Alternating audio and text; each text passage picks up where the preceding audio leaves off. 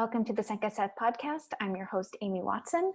I'm going to be speaking with Martine Saint-Victor today. She founded Milagro Atelier et Relations Publiques 16 years ago. She's a communications specialist as well as a columnist with Radio-Canada and the CBC and contributes to RTI, Matin, Weekend, La Presse, and the Montreal Gazette. Basically, I should just tell you all the places she doesn't work for and it would be shorter. At Milagro, she handles press relations for businesses, organizations, and individual clients, mostly in pop culture. So more than restaurants, but she does focus on restaurants as well. And if you live in Montreal, you probably know 3 of her current and past restaurant clients: Agricole, Juliette et Chocolat, and Les Enfants Terribles.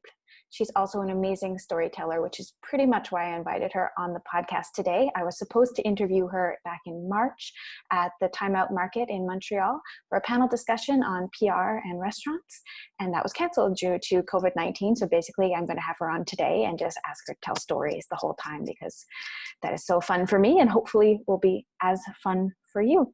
So here you go. If you haven't subscribed, please subscribe on iTunes, on Spotify, on Stitcher, or on my blog, multiculturiosity.com. And I know that's a mouthful, so please go to one of the other places to look for a subscription feed, or just search for the 5 à 7 podcast wherever you get your podcasts. But you found us here, so go back to that place and leave a message for us and leave a review if you like us. If you don't like us, please don't leave a review. That would be awful. We're still working on it. Sound quality will improve. Bear with us. For now, here's Martine Saint-Victor. Before we were going to have a discussion at Time Out Market, a panel discussion at the end of March. We were going to talk about how you choose the types of clients you work with. And I know a lot of people in PR don't always get to choose the people they promote, and a communication specialist job can range from branding to just distributing a press release. So I'd really love to talk today about how exactly you normally work. But first, I have to ask you what you're drinking. That's the best part. So I am drinking tea punch. I am of Haitian origin, and usually in Haiti, we don't call it tea punch. Tea punch is what it's called in the rest of the Caribbean. In Haiti, the correct name is punch Creole. Okay. But if you go to Haitian restaurants here, like Agricole, it's called a tea punch, but it tastes the same. So it's very simple. You have a little rum. My rum of choice is Barbancourt, and you add a little sugarcane syrup. This one is white, but to be a true tea punch, it should be brown, and a zest of lime, and you're ready to go. So it should be brown, but the whole idea of the Agricole rum is that it's fresh pressed and it has to be white, right? Like it can't be a dark rum. Yeah, but this is dark rum. Okay, so I made it with dark rum. The Agricole rum, which is white, you're right, is stronger. But the sugarcane syrup that I use is white. To make a real tea punch, it should be brown.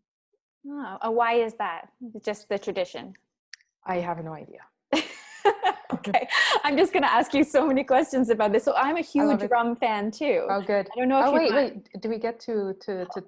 Yeah. So I'm not drinking a tea punch though.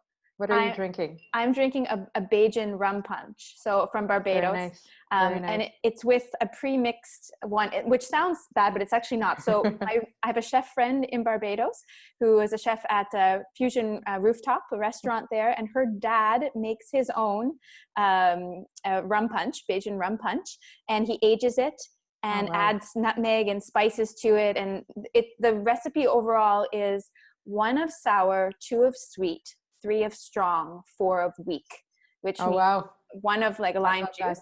Yeah, 2 of sugar syrup, cane syrup, 3 of the alcohol, which has to be rum, which in Barbados is mostly Mount Gay, but there's also St. Nicholas Abbey and Foursquare. And then of weak is juices, usually like orange juice or fruit punch or what's the one? Maybe pineapple?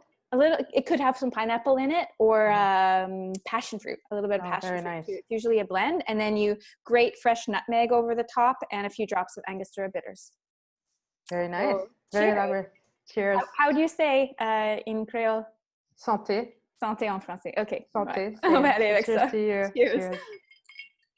All right, I'm back. Mine got a little bit watered down. Hold on. Okay. You can't have that happen. No, I'm a Newfoundlander. I have to top up everything with rum. There you go. That's how this works. I love it. I love Okay. it. So let's get back to my question before. Communication specialists. A lot of the time, PR people that I work with are very behind the scenes, and you're very much in front of the scenes, which I find fascinating. So I'm really curious, what's your normal work life like, and what's it like now? I really do prefer to be behind the scenes, honestly. Different circumstances, I got different offers to do radio and TV. Offers, that I couldn't resist, but I really am most often still behind the scenes, and this is where I feel most comfortable as well. So a regular day, there's no such thing as a regular day, to be honest, but my days are very different, but they all start and end the same way. So I start with a very thorough press review, and so as soon as I wake up, I turn the TV on, and so I watch different morning shows, American, Canadian, and French, and English. And then the iPad is open, the laptop is open, and I go through the news, and I go through my Twitter feed. I look at what's trending, and obviously, by the time I wake up, it's past the day in Europe. So it's easy to miss things. And so particularly at the time of Brexit, I would wake up and then all these things had happened, so yeah, of course. So all my days start with that, and all my days end with a newscast of some sort, or also, especially now, late night talk show hosts are very politically engaged, and so it's a good way to get a take of where the country is or what people are thinking. So my days start with news and they end with news. With COVID-19, with everything that's happened now, there's been so much upheaval for brands, especially for restaurants. You're probably not sending out the same kinds of press releases and organizing the same kinds of media that you would have before. How has that changed for you? Maybe you can give an example. One of the examples is Juliette and Chocolat. So for people who don't know, it's a restaurant chain, everything chocolate. So from desserts to salads to there's chocolate involved. And so the founder is Juliette Brun, and her husband Lionel is vice president of the company. And so they have 10 locations in Montreal and its outskirts, and they have an e-store. And they came back just before everything shut down. They had just been back from Washington and New York. So they had to self-quarantine with their 5 children. And Juliette had a few days before launched a book of recipes, of brownie recipes, because her restaurant is very well known for their brownies. And so we had a plan. We had a media plan, interviews plan, and we had a robust campaign planned for the launch of the book. And obviously all of that changed because, first of all, she couldn't leave her house because she's self-quarantined. And so that changed. We can't do TV. She did some radio. But even more than that, her number one concern were her employees and her clients. So forget the PR campaign for the book. What's going to happen with the stores? What's going to happen with the employees? That was her first concern. And so she was very much into that. Her husband and her were very much into that. And then, as you know, the government requested that retail stores and restaurants close. So they had to close. And now the story was, how are we going to pivot from this? And so since they already had an online store, it was to put the focus on that and to remind people that they have an online store, to remind people that they deliver all over Canada.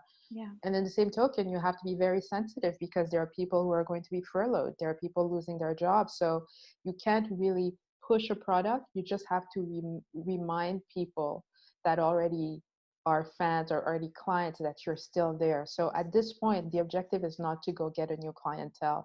The objective is really to say, hey, we're still here. We're here with you. We still have the things that make you feel good. We still have the things that you love.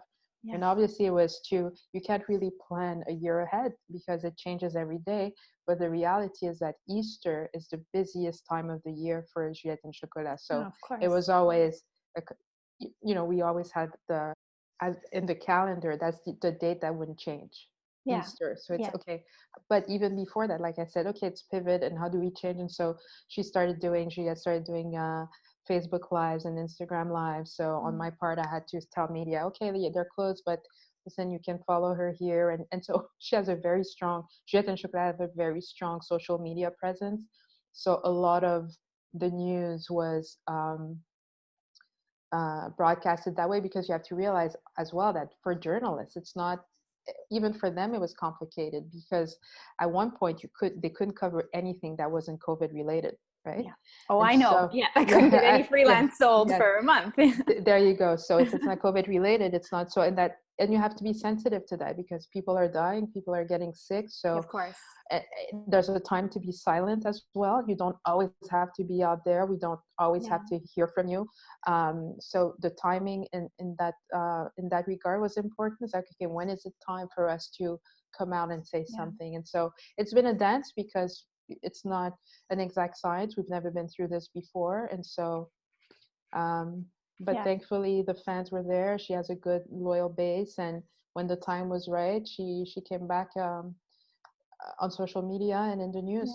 It seems like your job at this point is to make an opportunity out of a crisis, and you have to know the timing of when that's acceptable, because I know how good those brownies are. Those brownies are so good. And if a cookbook comes out and you have this whole branding, you have this whole marketing idea where, this is an easy sell. This is Easter. This is chocolate. Everybody is going to want this. People know Juliette et Chocolat. You have a charming person. You have so many options there in terms of what you're going to sell. You're going to sell the person. You're going to sell the story. You're going to sell the chocolate. And you can sell all of it. And so the world is your oyster at that point. And then nothing. You just get the whole rug pulled out from under you. So is that what you're doing with all your companies that you're working with right now, is trying to find the right pivot, or are some of them just holding off completely? Well, you can pivot, but I really think silence is golden sometimes. And so if you're in the luxury business, this is not the time to push luxury, because you have to be sensitive to the reality of so many people.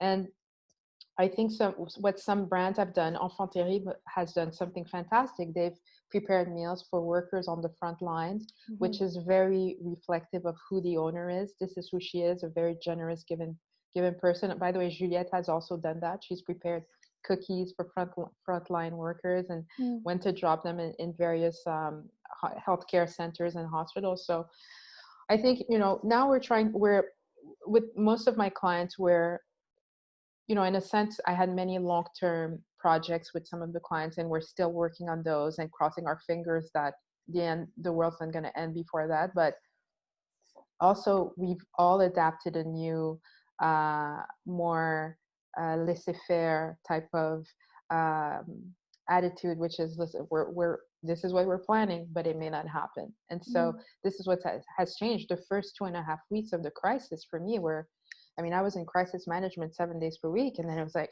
what are we going to do? Blah, blah. And then at one point you realize that you don't control time, you don't control disease. So there's so much you can do. All you can do is be ready with the plan that you had, but you also have to be flexible. And so I think that's the takeaway from this whole pandemic. Yeah. So how, we mentioned when we were chatting before this podcast, you mentioned that, all these ads are kind of the same. And I've seen even articles written about the fact that so many companies are doing the same kind of ads, especially at the beginning of the crisis. And you can definitely describe it better than me in terms of, you just say, we're still here, we're still active, we feel for you, we're all in this together. What was the kind of sequence of all of these ads? What were they going for? Well, I think at the beginning it was really to say they were trying to give comfort, which is great, And afterwards, it's like, yeah, we're still comforting you, we're still giving you comfort, but our product is still available. And so, which is fine. I understand that they have things to sell, but there's nothing original. It's funny because yesterday I saw a commercial from Caisse des Jardins, and they have like various employees in a Zoom-like type of schema, and then but RBC has the exact same layout, and I understand you're limited. Like, how can you get people involved if you can't really film in a studio?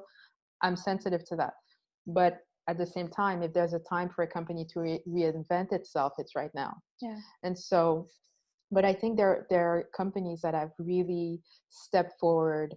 I mentioned before Videotron. I don't work for Videotron. They're not my client. I'm a client of theirs. And when they reduce the fees for internet, and I thought that was great because they know that's the reality. They know that more people are home using the internet more, so that, okay guys, we're going to give you a break. That is great. I will never forget that. I will never forget that about Videotron. And so I think this type of sensibilities and sensitivity from companies go a very long way. And I'll also remember the companies who didn't do it. Right? Because exactly. That's who I'm with, and I'm thinking, wow, Videotron looks a little more attractive, right? Yes, and so and I'm also very sensitive to the fact that not all companies have the financial ability to do that. But in the United States, there are some Allstate Insurance, for example, cut the insurance rate for drivers because they realize that people are not on the road as much, so let's give people a break. And I think that goes a long way. Yeah. How important is it to use digital advertising right now? Let's say you're a small business, for example, and you can't afford a huge marketing plan like a lot of these big companies. Is there a way to use more Facebook, more Instagram, more TikTok, or any kind of other kinds of advertising? Are you seeing different demands from clients? Well, the bottom line is the quality of the content. So if you cannot ensure good content, then wait. It's okay to wait. If you're going to do it well. I mean, that's true for everything, for everything in life. It's true for social media as well. And I think for smaller companies, that's where it's very difficult. And really, my heart goes out to them because I know they're being hit from left, right, and center. Yeah. And they have limited resources. And I know that even with the governmental financial aid, not everybody's going to come out of this. So it's very tough. So for companies who don't necessarily have the means to advertise, I think it's always good to reach out to clients you already have, sometimes through a newsletter and say, hey guys, we're still here. This is what we're working on. Thank you for your support. And there are ways, but you always have to keep the communication open if you have something to say, if you have something to sell. But if you don't, just wait until you do. And I know Agricole, for example, is doing takeout. Are they also doing delivery now? Yes, they're doing delivery as well. And they've pivoted. I mean, they have, Publiques is a type of it's not a spice. It's a type of vinegar with carrots and like a cabbage salad kind of with carrots and Scotch bonnet pepper. Yes, I think so. I think it's yes. And so, lime. Yes, there's lime, and so you put it on meat or you put it on your rice. It just adds an extra kick. And now they sell it in jars, and so you can because clients love it so much when they go eat there. So now they sell it in jars. So I think I could bankrupt their restaurant on how much of Publiques I eat when I go there, and I put it on the plantains, on the rice, on everything. There you go. So it just adds an extra kick. So these are the ways that it's adjusting to the new situation, and other restaurants have done it too. And what's been nice to see is the solidarity between restaurants in Montreal. I think that's very reflective of who we are, and there you go. Yeah. You mentioned your connection with the Haitian community. What organization are you involved with? I sit on the board of the Campe Foundation, and Campe is Creole for to stand up. And so what we do, we accompany families through financial autonomy, and we have various programs in education and health and leadership. And so it's the 10th anniversary today of the Campe Foundation, so it's very nice. And so it's a way for me to, it's one of the ways that I keep, the links with my country of origin, and I feel very thankful that I have it. I remember when we were talking about the Time Out event, I really wanted to know how you choose your clients, because I always thought with PR, people would come to you and ask and, do comparisons with different PR firms and kind of take the best option for them. So it was really novel for me to hear that you choose very selectively who you work with, and you can have very long-term contracts with these very consistent clients. I feel very lucky to have my own PR firm because I do get to choose. So, and that's never lost on me. I always have to relate to the client, and it's always, what's their story? You know, what are they? What's the purpose? Because I think you have, at this point in my career, I can't really just work with a company that sells stuff. It has to be more than that. And so I work with the Comté Foundation. That's one of my Haitian clients. In the past, I did the PR for the Ministry of Tourism of Haiti right after the earthquake. And for me, that was important because there was a story to tell beyond the earthquake, beyond the rebels, beyond the devastation, which is still the case today. And so when I started working with Agricole, the objective was to tell the story of a culture.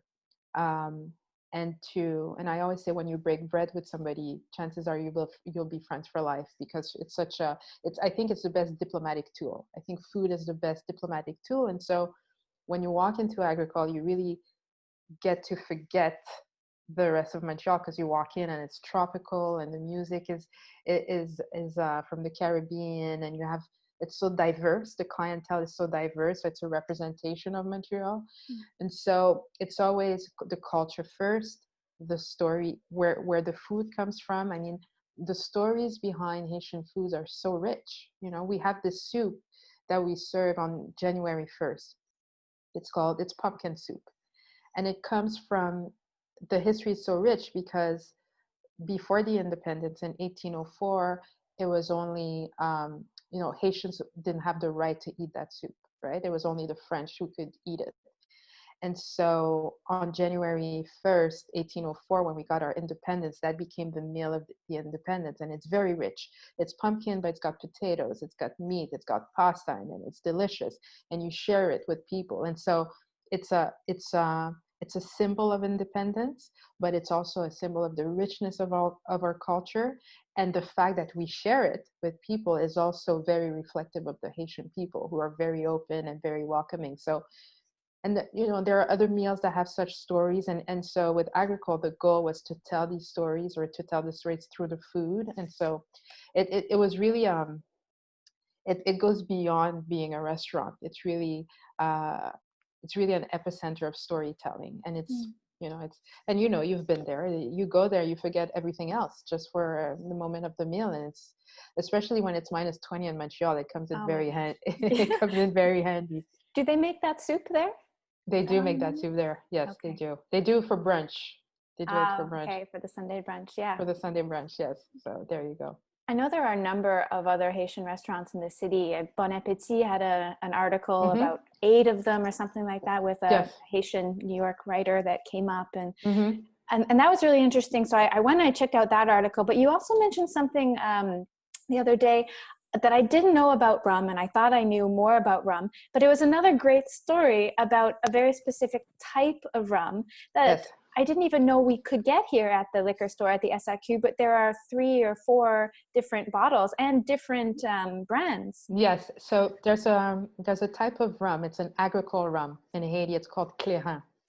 And it's very strong. It's stronger than the usual rum that we get, because it doesn't go through it's almost pure. It doesn't go through the distillery like Barranco or like I think it's distilled once only, and it's like an open tank fermentation, and it's drank young. You don't age it. Exactly. It's drank very young, and it's farmers who make it, etc. And so in Haiti, you can buy this for like $1.50. I mean, you can buy it on the side of the road. And it's extremely strong. And a few years ago, there are a couple of Italians who discovered it. They fell in love with it. They marketed it, branded it, gave its story a platform, and partnered up with a couple of farmers in Haiti. And they've created this brand, and they wanted to make Clairin of Haiti. They wanted to turn it around the same way that Mexico has done with, what's the word I'm looking for? Mezcal, thank you very much. Yep. And they did. And so they did this beautiful branding, and they did a international competition of bartenders, a Clairin competition. And then SAQ started having it. One of the brands they have is $70 a bottle, and you have to mix it. You can't, you should. You should. I can't. I have to mix it. And so now you can have a Clairin sour. I was at the Four Seasons in Montreal not long ago, and was very happy to see the bottle Frenchette in New York, which was named the best new restaurant last year. And Tribeca has it, and on their menu you have a Clairin sour. And for me, you have to realize it's very emotional every time I see that, because I would have never thought we would get to this point. You talk about the Bon Appetit article. I remember when I came out, I said, that's unbelievable, because if you had told me 10 years ago that Bon Appetit would have this type of list, I would have said, you're drunk. No, it's not going to happen. Because for so long, Haitian food was very confined. And now, finally, because you have these young chefs who studied abroad, but then went back to Haiti for, to work on their craft a little bit. And then they went back to either France, the United States, and Canada, and opened up restaurants, or started working in restaurants that is not necessarily theirs. And now it's growing exponentially. And we're so lucky in Montreal. Yeah. We have such a strong Haitian community compared to, say, Toronto or Vancouver, or other major cities in Canada, and most of the US too. Yeah, exactly. So it's very nice to see. And for me, like I said, it's always very emotional. So it's a trend that I like. I'm not a very trendy person, but this is a trend that I like. I don't believe you. I think you're a very trendy person. Not that much. Maybe not following trends, but maybe creating your own trends, not just in your work. But I want to play a little bit of a lightning round with you, because maybe that'll make a little bit more of your trend following come out, or trend setting come out. Okay. So I know you love rum, so maybe I can avoid the alcohol questions on this, but I guess you can answer something with alcohol involved. But sweet or salty? Start with that. Salty. I mean, charcuterie, name it. I mean, I love chips also, but honestly, if you open my veins, there's charcuterie in there. I love salty. I won't tell Juliette Chocolat that you're. Yeah. Oh, she knows, and she's quite discouraged by it, I have to tell you. Does she just send you gift baskets all the time? Like, you will like this more. Yeah. So she's a bit discouraged by that, but she gets it. Okay. Griot or foie gras? And you can explain griot too. Well, the answer is foie gras. And but I love griot as well. So griot is fried pork that we make in Haiti. It's delicious, but foie gras is foie gras. So I like it a lot. I remember I went to Chicago a couple of years ago, and then because Chicago was one of the first cities to ban foie gras. And I remember I was in a restaurant, it was really good, and I go, what's missing is foie gras in this restaurant. But what a French thing to think, right? Yeah, but yes, foie gras it's a hill I'm ready to die on. Do you think foie gras will ever be banned in Quebec? Oh my God, I hope not. I just find the debate so. I mean, I respect the people who fight for the cause, and I get it. I'm not insensitive to it, but there's not one animal that we eat that is killed with roses and champagne. I mean, so. Yeah. Anyways, what's your comfort food? Oh, there's so many. We've got time. Yeah, there's many. I mean, for sure, Haitian food. There's a lot about Haitian food that's very comforting. I like a good. My favorite food is really. I love French food. French cuisine for me is it's something else, and Greek food as well. And so I one of the restaurants I like to go, it's a mom and pops, it's called Arahova. I don't know if you know it, but oh yeah, the chain. Yep, the souvlaki chain. Well, there's a chain, but the original is on Saint Viateur, and I've been going there since I was 15 years old. And in the kitchen, it's a lot of the same people. And so whenever I go in, and so it's the whole thing, the checkered tablecloth, I mean, it's perfect. It's absolutely perfect. Your mom and pops. And whenever I walk in, I feel good. I feel like, okay, I'm home, because I recognize the faces, and it always makes me feel good. But, I love food. Most food comforts me. So I don't have a specific go-to, but yeah. What's the best meal you've eaten since all this started? My mom makes a killer guinea fowl. And not a lot of people can pull out. pull off a good guinea fowl. Can't name 5. Nope. Yeah, and so that's always for me. I mean, I don't eat it often, but when I do, I take my time because it's delicious. So that's good. But I do Lent, and so Lent, for people who don't know, I'm Catholic, and so you give up something the 40 days prior to Easter. And so I gave up alcohol, French fries, and burgers because I like a good burger. And so obviously this pandemic started and Lent was still going on. And then let me tell you, on Easter, I had a huge burger, delicious French fries, glass of wine. I took one sip. I was almost out because I hadn't had alcohol. But for me, a good burger with a good burgundy is perfect. What's your COVID-19 desert island meal then? Like if you could only have one more thing, is that's what it would be essentially, or is there something else? Well, I mean, if I'm on an island, I want to eat seafood. And so I like conch a lot. I like lobster. I like a good tartare. I like a good ceviche. Yeah. But not necessarily the Peruvian way. The Peruvians put a lot of vegetables, and I like love it. Sweet potato. I am only in Peruvian. So you don't like the Peruvian style. Okay, so what style do you like? So I like the ceviche with just a fish, a little melted butter. That's it. Oh. Or wow. a little olive oil. That is it. It's delicious. No acid though? No. Like no lime? Oh, so it's more just like yes. style. No, you're right. A little lime. Okay, so it does cure it just a little bit, give it that acidity. Yes. Okay. Yes. That's fair. And the conch, not everybody knows conch either. I didn't know conch until I started going to Barbados for. Yeah, I love that. But it's hard to pull off because you don't want it to be too chewy. Yeah, it's a lot like clam. A lot of people think, or Springsteen clams that we have in Quebec, the local ones. Okay. I don't know those. Okay. Yeah. But so the conch you have, I find the best way is grilled. That's the best way to not mess it up. Okay. And so I love that. I could eat that all day. I feel that way about really fresh squid as well. So many people think it's so rubbery, but when it's really I love fresh it. And you just grill it the same way. Well, it's the same. Yeah, it's the same with squid is octopus. Calmar. Okay. Pieuvre is octopus. C'est la même chose. It's like in terms of like yes, that's what I like. Make it not rubbery. Delicious. Yeah, but that one you need to like really massage forever and then and grill. That I'll buy from somebody who's put in the time rather than do it myself. What about and how do you work off all this food? What's your COVID workout right now? And so I live near the mountain, and so I don't run. Running is for thieves. I walk. And so I really do go past the cross and come back, and it's great for the mind.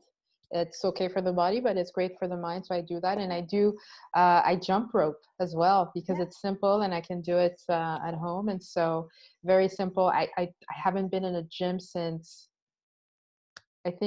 Paul Martin was prime minister. I mean, I haven't been in a gym in the longest time. And so the mountain for me is a refuge, and it's a great way to work out. Yeah. The skipping though, were you a skipper before, or did you buy a skipping rope for COVID? No. I had it before. Okay. I had it before. So, and it's good because it's, you do 3 sets of 100 in 20 minutes and you're done and your heart is pumped and I feel like you were a boxer. I feel like, were you into boxing for a while? Like when did the skipping rope come in? I'm going to tell you, I looked into doing boxing, but then I was like, no, because I'm going to have to be in a gym. It's just the confinement of a gym for me is a complete turn off. Yeah. So, yeah. Well, this works perfectly for you. Yes. So far, so good. What music do you work out to? Well, this week, yesterday was Stevie Wonder's 70th birthday. I'm a big Stevie Wonder fan, so I was listening to a lot of 70s Stevie Wonder. I've been listening to a lot of Catronata. So Quebec rapper. Yes. Not so well known by Anglophones, I don't think, but very well known in, I guess, in the rest of the world. But it's funny because he has a song. Yeah, In Canada, sorry, Polaris, yes. people know him. Yeah. So he has a song called 10%. And one of the lyric is, you keep on taking from me, where's my 10%? And I think that's a great line for people in PR. So I love that song. So a lot of that, I've been listening to a lot of 70s Bruce Springsteen as well, because I don't know, I just find that it's a way to, there's a rage in 70s Bruce Springsteen, and this is, I don't know, I kind of feel it. But a lot of Britpop, I've always listened to a lot of Britpop, and I'm still very much into that. So from Duran Duran to Harry Styles, I mean, if it's British and it's pop, chances are I love it and I have it on my iPod. Cool. That's fun. Yeah.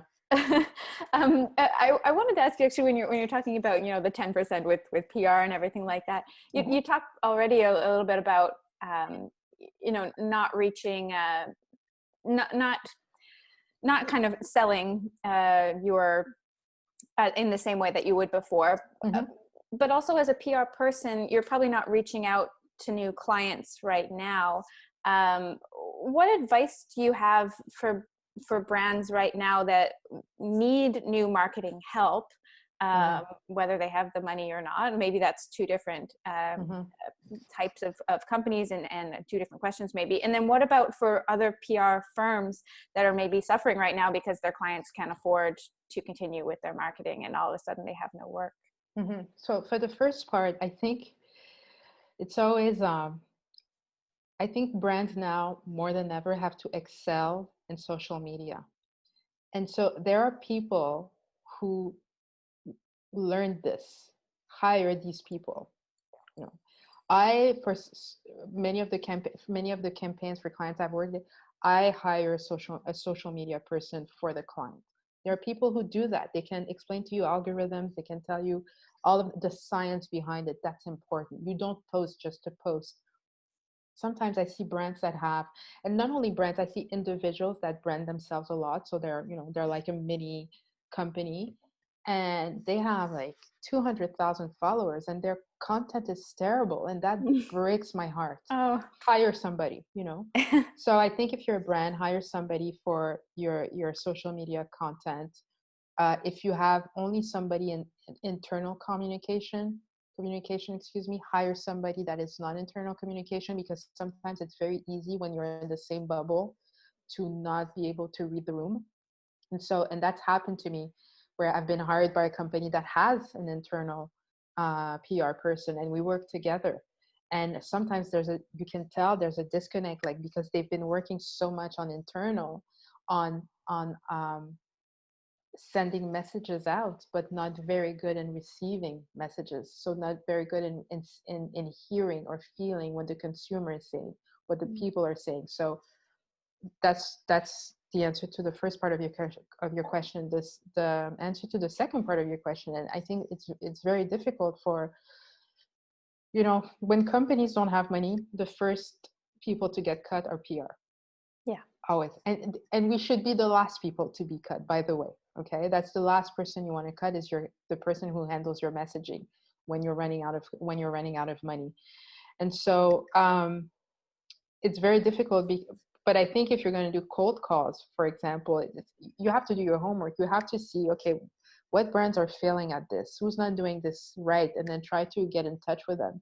I mean, I remember when I started 100,000 years ago, that's how I did it. I used to cold call companies and say, listen, I've been noticing, I've been following your latest campaigns. I think I could bring something to the table. It didn't always work, but if one says yes out of 4, it doesn't matter. And actually, there's a client, we don't work together anymore, not because, we've become friends, but I cold call, I worked my way up to the person in charge of marketing, and I said, I think we can work together on certain, I think I can help you reach certain demographics, blah, blah. And it was great. And so, now it's difficult because there are layoffs, and so people are making less money. And again, we have to be sensitive to that. But I think if you do your homework and you look at who's doing what, you do your due diligence and see where you could be of help, and then you take a chance and you call them up.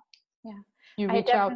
Yeah, and it's the same in the media side as well. Like I work as Imagine. a freelance journalist, and the first thing that goes is advertising in all these publications. So we're seeing a lot fewer freelance articles, a lot less local coverage, Mm-hmm. and in major corporations and in smaller publications. That's terrible. It's the That's same terrible, by the way. in big restaurants and in smaller restaurants, and we hope it comes back, but Yeah. you don't know, and it's not the editor's choice. Maybe the Mm-hmm. person you're working with at different companies, it's not their choice either. It's No. the higher up, and I know that you're fortunate to work long term with a Mm-hmm. lot of companies that understand your value, Mm-hmm. but I'm sure it's a very difficult situation for smaller restaurants, for smaller organizations, and But even for big ones, huh? yeah, Even for big ones, no one is, the only companies doing well right now are banks and Amazon and Google. And besides those types of giants, everybody's hurting. So yeah. it's Which is difficult. funny, and Yeah. to me that I find that really interesting, just because of Google and Facebook. They are losing a lot of their advertising too. Mm-hmm. It's the same issue, but they have so many other things that kind of hedge what they're doing. Yes. And it's the same with media, huge corporations theoretically, but if they don't have the advertising, if advertising is their only revenue stream, Mm-hmm. then you're stuck. It's like restaurants. Yes. If selling food in a restaurant is your only revenue stream, you have no business. Yeah, no, for sure. And it's difficult because all this, there's a trickle down effect, huh? Because you see now there's a lot of lobster available, right? Because the Yes. season started in Ile de la Madeleine, but a lot of their clients were restaurants. Restaurants are not buying lobster as much, and so there's a trickle down effect. This is why it's difficult for farmers now. It's difficult. So it's I've been reading a lot of think pieces about what's going to happen after COVID, and I think all that is it's like a lottery. We don't know. We can predict, but we have no idea. We don't Yeah. know what's going to happen. How are our consumption habits going to change? I don't know. I mean, it's funny because I was telling a friend the other day. I said, can you imagine going back to a place where in the middle of the day we decide to take a break and go have a cocktail downtown, and a cocktail is $22. Now you have to be more conscious of that because you don't know if you're going to have your job the following month. You don't know what's going to happen. So I think we're going to be much more conscious about the decisions that we made in consumption.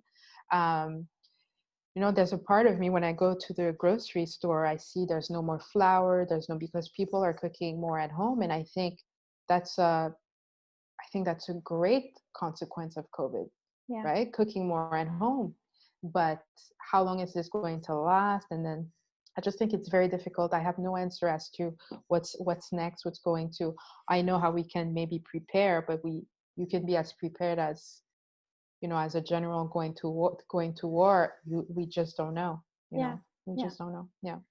The lobster example I find really interesting because it has been written about in the press and talked Mm-hmm. about by politicians, and obviously there's a huge push because I think it's Canada's biggest export, Mm-hmm. and in terms of money, Mm. revenue for the country. And so if you sell it locally and you're just trying to sell it, you're never going to make as much money per lobster or overall as you would, because somebody in whatever country around the world is going to pay the equivalent of like $80 Canadian in a restaurant for that lobster. Mm. And now it's being sold for $6.99 a pound in Crazy. the grocery store down the street. And normally, I remember I've actually followed lobster trends for a long time, being from nice. the East Coast. Yeah. And I refuse to buy it when it's more than like $7.99. I'll wait for it to go on sale to $5.99 or $4.99 in the summer. Yeah, because you know because yeah. I know, and Mm-hmm. I know the farmers are not being paid more if it's being sold for $11.99 or $12.99. Mm. The fishermen. And I mean, they're not getting great deals. The same with mussels. It's like it's been inching up the price. It's still dirt cheap, but it's still inching up. Anyway, lobster this year, all of a sudden, boomed to something like $16.99 or $17.99, $18.99 a pound. Now it's on sale at $6.99 a pound in the store, and it still breaks my heart because I know that those fishermen should be getting way more money, of course, through their export sales, through everything that they're doing. And they're, is $6.99 even sustainable for them? And I know this relates to other brands that you're working with. So I'm curious, like, even if they're getting by and they're making a little bit of money off this, and even if Canadians buy tons of lobster at $6.99 or $8.99 or whatever, 99 a pound, it'll always be 99. Branding. Yeah. But and marketing. But who is getting it right now? Who has made a good pivot, or who's survived? Maybe it's a certain type of food, or a certain restaurant idea, or a brand idea. What do you think about that? Well, I mean, I haven't seen anybody's financial statements, so I don't know how, initiatives have worked. I know that a brand like Banana Republic, for example, so when you go on their website to shop online, you're going to have men, women, and then under women, you're going to have evening wear, day wear, sportswear, outerwear. And now they've added a tab for tops for video conferencing. And I think, it's called video conferencing outwear. Oh, wow. Yeah. Okay. And for me, that's somebody. So on that copy. Yeah. So they're not. No, I don't think it's not called that. It's called much better, but that's what it means. And for me, this is a brand not reaching out to a new clientele. The brand is telling its clientele, "Hey, we know things have changed for you. We know you're not looking for the perfect little black dress anymore because you're not going anywhere. We know you're stuck in meetings all day in front of your computer. This is what we have for you. We hear you. We're here." I love that, Yeah. So they're not going after a new clientele. They're just reassuring its current clientele and saying, we understand things have changed. We're changing with you. And so I think, like I said, I don't know, is this selling better? Is it selling, or is it not selling? I have no idea. But for sure, there are brands that understand that. That's okay. What is our client going through?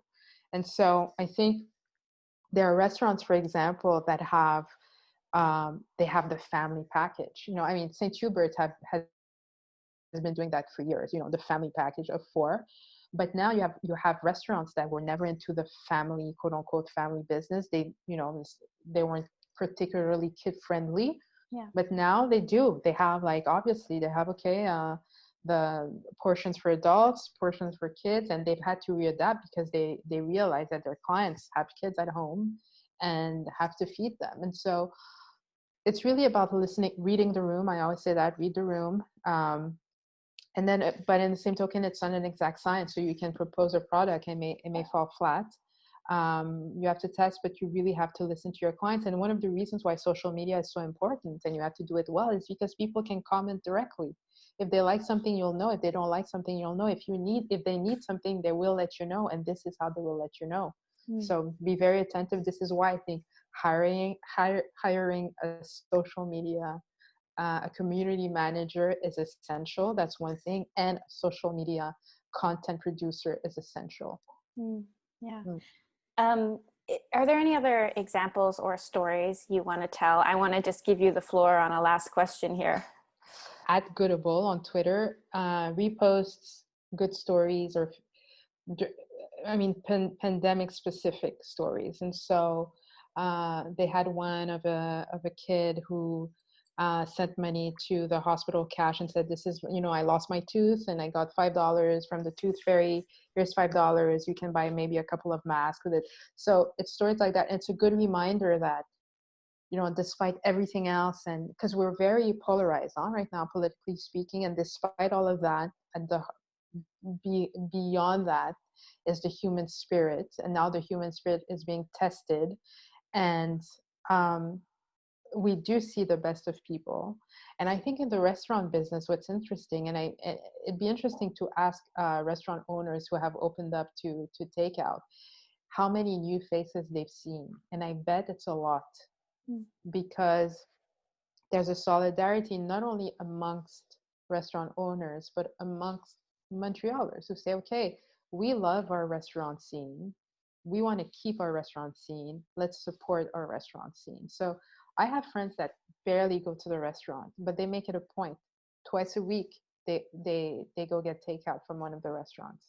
So it's great. I mean, for those who are able to do it, it's great. It's a way for us to say, okay, we love you. We want you to survive this. And so it's always very heartwarming. And sometimes I see it on social media, people say, posting photos and saying, I went to my local, I went to the neighborhood restaurant. This is what I got. It's delicious. Support them. So I find that to be a good reminder that in times of need, we usually do come together. So I mean, I never had any doubts about Canadians doing that, but it's good to be reminded.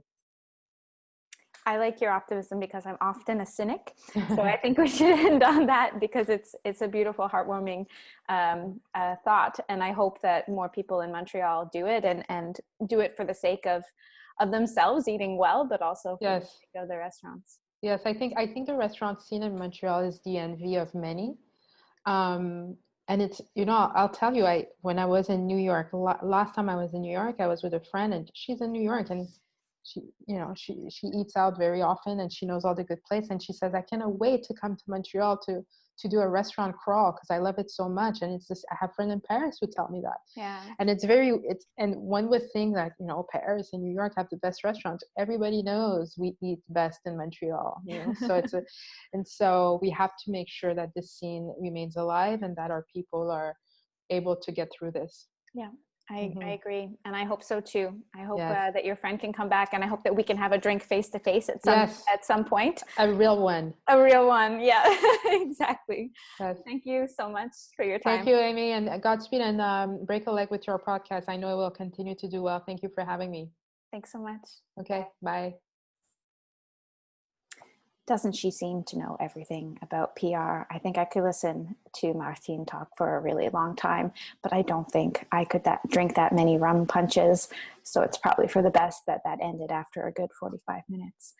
And if you want to leave a comment, if you want to leave a question or a review, we'd love a review so more people can find the podcast. You can do that wherever you found this podcast. You can get it at Spotify, at Apple Podcasts, at Stitcher, and on my blog, multiculturosity.com. Thank you so much for listening, and we'll see you next time.